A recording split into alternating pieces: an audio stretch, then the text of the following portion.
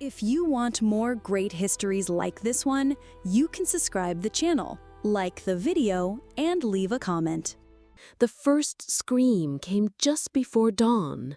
Cale Varn froze mid-stride, hand instinctively dropping to the hilt of his blade. The jungle surrounding him was soaked in the damp hush of pre-dawn silence, every leaf and vine coated in silver mist. It was quiet, too quiet. Not even the chirp of night birds or the rustle of nocturnal creatures dared break the stillness. Fog slithered low over the forest floor, curling around his boots like living smoke. Then the scream came again, sharp and feminine, but not quite human. He didn't hesitate. Training kicked in, every movement deliberate. Rifle low, eyes scanning, he moved through thick underbrush, weaving between ancient tree roots that clawed out of the earth like twisted bones. The cry had come from maybe 40 meters east. He knew these jungles too well. Nothing screamed twice and survived long. A minute later, he saw it. His net trap violently swaying between two massive trunks. The cables groaned under strain, tension cords trembling as something inside twisted and fought. There was a flash of movement, a snarl, then a gasp. Cale crept forward, pulse steady, finger brushing the rifle's trigger. Then he saw her. Silver-white hair spilled like molten light down over tangled limbs, skin pale as snow, glistening with dew. Her form was lithe and taut, athletic yet unmistakably feminine. She was upside down, caught in the net, her wrists bound painfully by the rope. Her breathing came in short, ragged bursts, her eyes glowing violet in the half-light locked onto his. Don't shoot," she gasped, her voice low and raw with exhaustion. "Please, don't turn me in. Don't let them take me." Cale hesitated. She was an elf. Elves were supposed to be myth, ancient whispers of magic and war, perfection carved into mortal form. Not real. Not anymore. But here she was, caught in his trap like some half-starved animal. "You're trespassing," he said coldly. "I was running," she replied. The net twisted with her movements, causing her to cry out softly. "I didn't mean to cross your line. I just needed to disappear." He stepped closer. Around her neck, a silver collar crackled with dying sparks. It wasn't just a tracker. It was an inhibitor. High-tech, brutal, and absolutely not something her kind wore voluntarily. He drew his combat knife and with a practiced flick severed the primary line. The net collapsed and she hit the ground hard. She coughed, body curling in pain. Cale raised his rifle again. "I should kill you." She looked up, defiance flickering in those luminous eyes. "Then do it, but not before I tell you what I know." Something shifted in the air. They moved through the jungle in silence. Cale took the lead, his rifle never fully lowered. The elf followed, limping slightly, her right arm cradled across her ribs. Her breathing remained shallow, her collar still sputtering faint arcs of energy. At one point she stumbled, catching herself against a mossy root. He didn't stop, didn't speak. "You got a name?" he asked finally, not turning. She hesitated. Then, "Selena." The name hung between them like a ripple in water. They arrived at Cale's shelter, a reinforced bunker built into the cliffside, masked by vines and soil, nearly invisible unless you were looking for it. He punched in a code. The metal door hissed open. "Inside," he said. Selena paused at the threshold. "If you're gonna dissect me or sell me to the highest bidder, Do it now." Kale gave her a long, unreadable look. "If I wanted you dead, you'd already be mulch on the jungle floor." She stepped in. The bunker was Spartan. Crates of ammunition and supplies, weapons hanging in tidy rows, a single cot and a cooking unit. The smell of iron and oil lingered in the air. Kale shut the door, locked it, turned. "Sit," he ordered. Selena remained standing. "You're human?" "Mostly. Earthborn. Sent here after the war. And you?"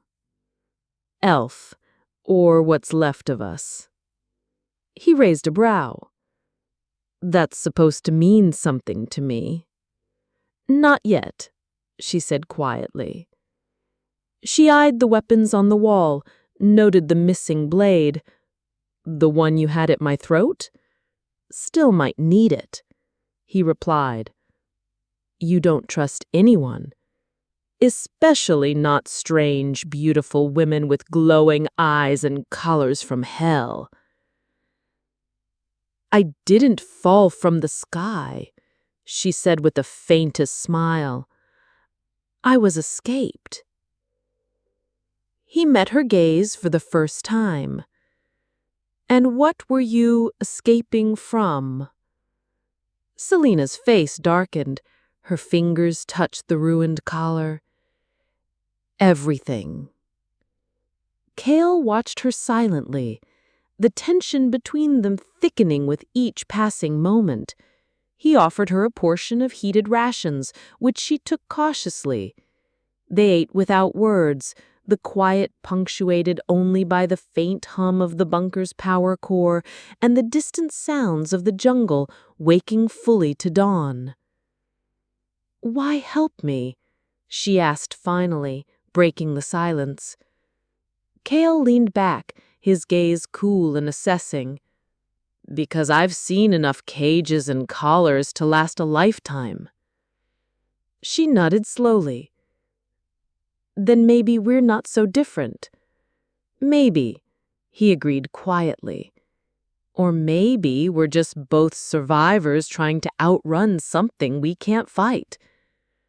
Her eyes softened just slightly, a spark of understanding passing between them.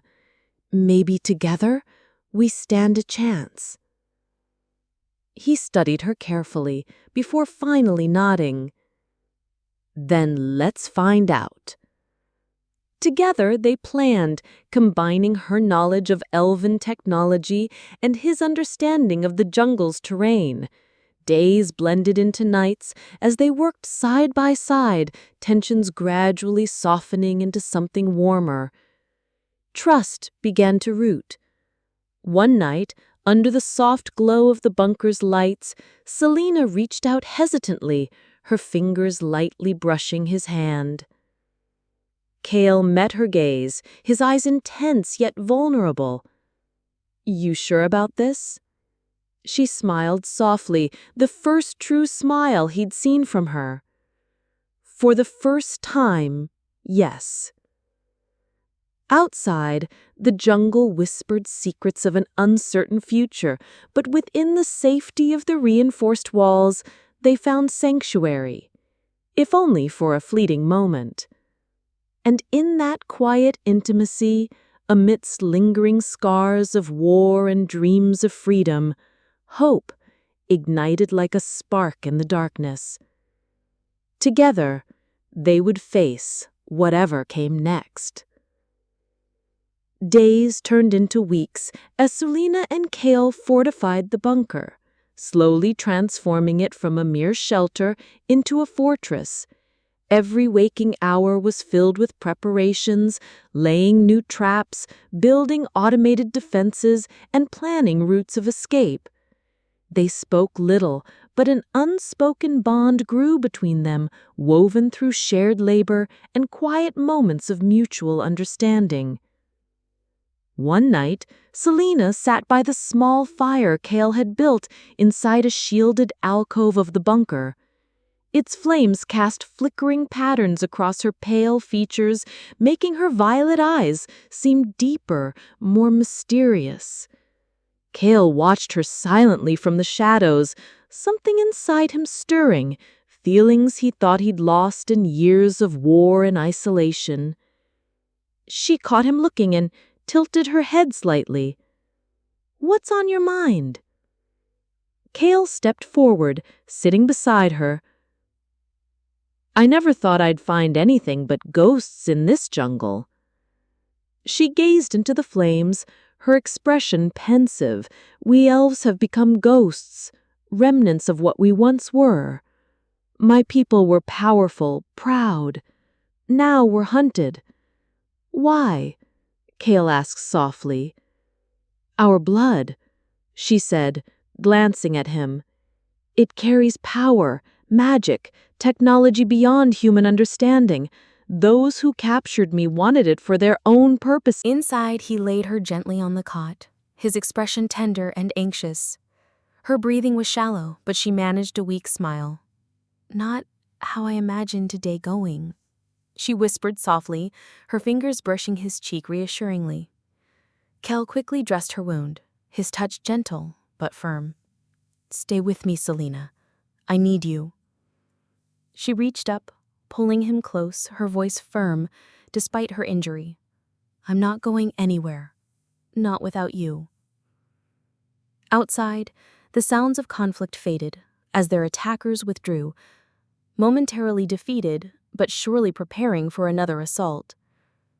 Kel met Selena's gaze, the intensity between them growing. "This is just the beginning, isn't it?" She nodded slowly, eyes shining with quiet determination. "Yes, but we'll face it together." And in that moment, amidst the echoes of gunfire and the lingering threat outside, they knew they'd found something unbreakable, forged in fire and tempered by trust. A bond that nothing, not even war itself, could shatter. Kale spent the next hours reinforcing the bunker's defenses, checking every possible breach and scanning the area for more attackers. His thoughts raced, burdened by the constant awareness that another assault was imminent. Despite the urgency, his attention continuously drifted back to Selena, who lay quietly recovering, her strength slowly returning. Selena watched him through half-lidded eyes, admiration blending with concern. Each time he passed by her cot, their gazes met. A silent reassurance, a mutual vow. Finally, unable to stay still any longer, she forced herself upright, gritting her teeth against the pain.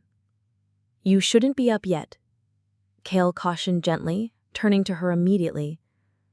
"I can't let you face this alone," Selena argued, determination etched into her pale features. "Not now. Not ever." Kel approached, his hand lightly pressing against her shoulder, trying to ease her back down. She resisted, gripping his wrist firmly. "Kale," she whispered urgently, eyes blazing. "I didn't escape one prison just to become helpless in another. Let me fight beside you." He paused, seeing the resolve in her expression, feeling her strength even through her weakened state. After a moment's hesitation, he nodded reluctantly. "All right, but promise you'll tell me if it becomes too much." She smiled warmly, squeezing his hand gently. "I promise." Together they resumed their preparations. Selena moved slowly, but determinedly, helping reinforce traps and calibrate sensors. With each task they completed, their defenses became stronger, more formidable. Each action deepened the unspoken understanding between them, an intimate knowledge of each other's thoughts and movements that made them an efficient, united team. As dusk fell, bathing the jungle in hues of deep violet and twilight blue, a strange calm settled over them. Kale prepared a simple meal, and they sat together quietly, sharing the silence comfortably as they ate, the glow from the portable lantern casting soft shadows on the walls. "I've spent so long running," Selena said finally, breaking the silence, her voice soft, yet filled with quiet determination. "I've forgotten what it felt like to truly stand my ground. With you, I feel like I can face anything." Kel looked up, meeting her eyes, sincerity clear in his expression. "You're the strongest person I've ever known, Selena. You faced more than anyone should ever have to, but you won't face anything else alone. I promise." A gentle smile touched her lips as she leaned closer, her voice a mere breath, intimate and raw.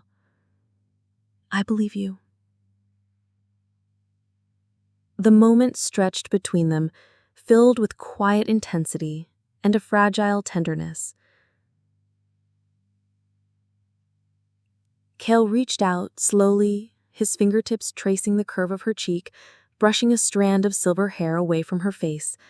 Her breath hitched slightly at the contact, eyes widening, vulnerability and longing mirrored clearly.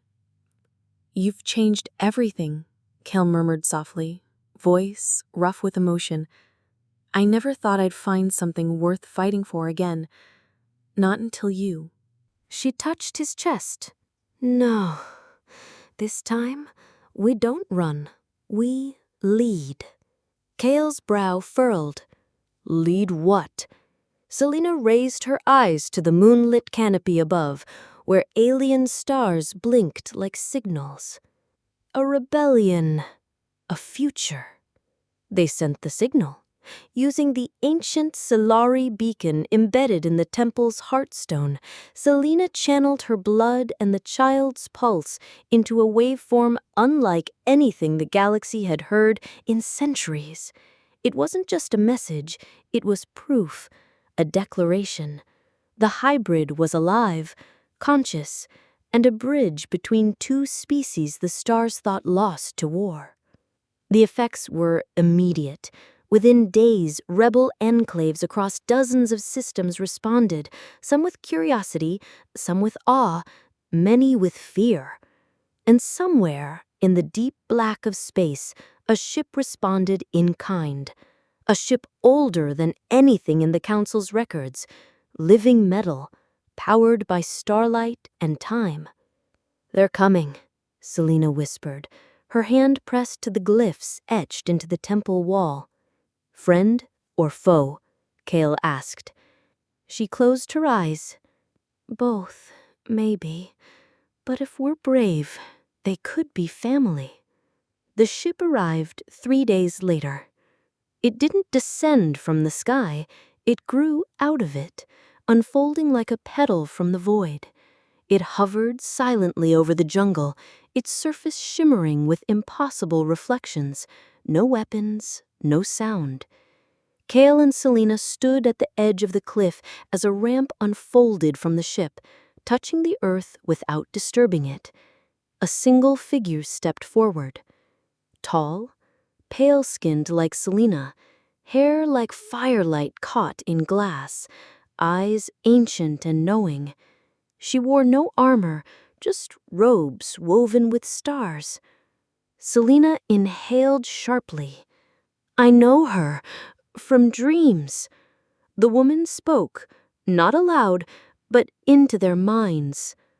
"Selena Vel-Shathar, Cale Varn. We have been waiting." Cale stiffened. "You're telepathic?" "Only when words are too small for what must be said." The woman stepped closer, her gaze falling to Selena's stomach. "The child is not just a future. It is a mirror of pain, of hope, of the question all worlds must one day answer. Can love remake what war destroyed?" Selena swallowed. "Will you help us?" The woman's smile was radiant and sad. "We are all ready." They left Adara that night. The ancient ship took them deep into the stars, far beyond the reach of the Order. Selena stood at the observation deck, Kale's arms around her waist, both of them watching as their planet became a dot, then a memory. "You think we'll ever go back?" Kale asked softly. She rested her head against his chest. "Someday, when it's safe, when we're ready." "And until then?" She turned to him, kissed him with all the warmth of a star, and whispered, "Until then, we become legend." The stars remember. They remember the burning cities, the broken promises, the bodies buried beneath 1,000 suns. They remember the wars fought not for survival, but for fear. And they remember the children who were never born because someone decided they shouldn't exist. But now, a child had been born, not by design, not in a lab, but in defiance. Born of soldier and survivor, born of war and love, born to end the silence. The ship they traveled in was not a ship in the traditional sense. It was a sentient ark, older than every star chart in the Council's database. It didn't fly through space, it moved with it, weaving reality around itself like thread. Kale had never trusted ships. They were always loud, rigid, mechanical. But this vessel was different. It breathed. He stood at the observation platform, the galaxy rolling past like waves of molten silver.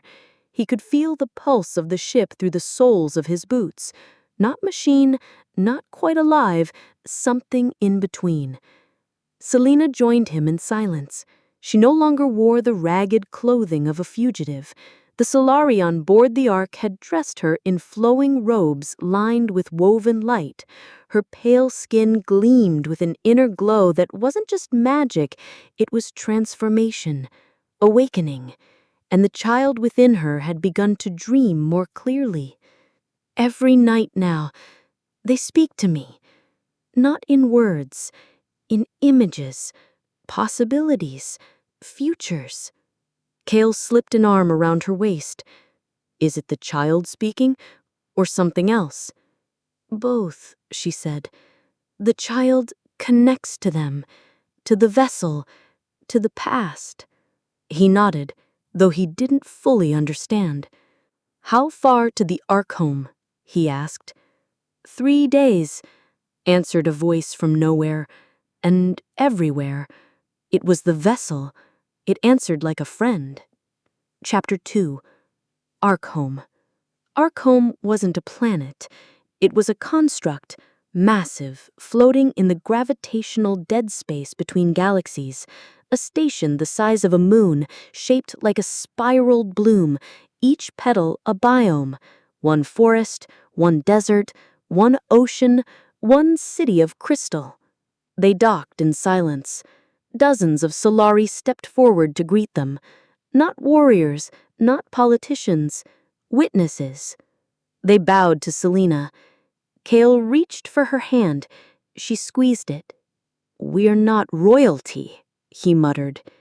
"No, but we're history." They were escorted to the inner sanctum, a circular chamber with no doors, only energy thresholds. In the center, a pool of mirrored water. Selena stepped toward it, compelled. When she touched the surface, the water rippled outward. Visions flashed. The fall of the Solari, the enslavement of the elves, the rise of hybrids twisted by war, the Council's lies, and finally, her child, bathed in starlight. Then the water stilled, and the room spoke. The core has chosen. Selena turned to Kale, eyes wide. Chosen for what? To awaken the roots of Eden.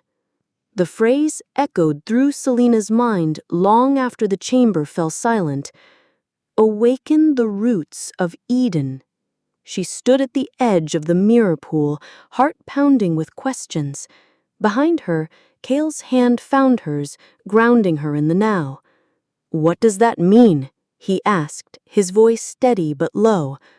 One of the elders stepped forward. An ancient elf, skin like carved ivory, hair silvered with time. It means, the elder said, that she must go to the place where the Solari first touched the stars, before we fled, before we fell. Eden is not a myth, it is a seed buried in time, and your child is the key to unlocking it. Kale frowned. You're saying Eden is real, a planet. The elder's pale eyes shimmered. Not a planet, a code, a frequency embedded in our blood, locked away until one was born with the right resonance. Selena felt the pulse again. Deep in her womb, the child's heartbeat synced with something ancient. Kale stepped in front of her. Why should we trust you? The elder did not flinch. Because you have nowhere else left to run, and because the ones who hunt you, they have found your trail again. Selena gasped. The order? No. Worse. The forge. Kale prepared the gear in silence. Selena watched him from across the room, her fingers tracing the curve of her belly. Barely rounded now, still early, but already she could feel the difference. The child was growing quickly, faster than any standard gestation cycle. She was changing too. Her senses were sharper. Her skin occasionally glowed in darkness. She could feel other people's emotions when she focused. What are you thinking? Kale asked, tightening the strap on his rifle. She stepped forward. I'm thinking I was never meant to survive. I was created, hunted, broken, and somehow I found you.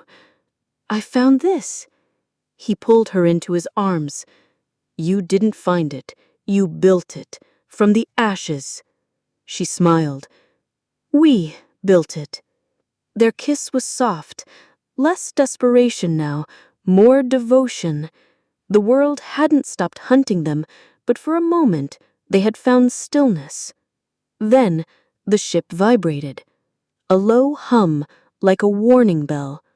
They're here, Kale said. The vault's defenses activated, lights flared.